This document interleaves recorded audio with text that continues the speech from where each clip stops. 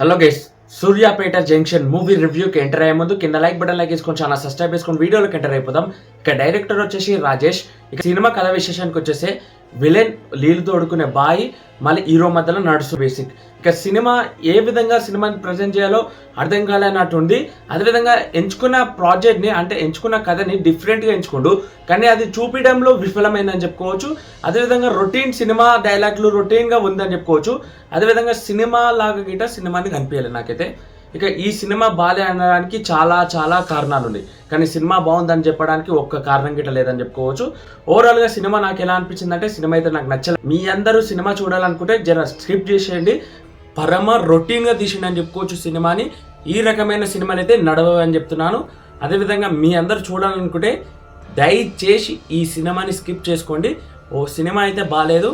మరి నా రివ్యూ చూసి ఎంతమంది సినిమా చూడాలనుకుంటున్నారు ఒక్కసారి కామెంట్ సెక్షన్ కామెంట్ చేయండి. అదేవిధంగా మన ఛానల్ సబ్స్క్రైబ్ చేసుకొని లైక్ చేసుకొని మరిన్ని అప్డేట్ చేసుకోనికి జై హింద్.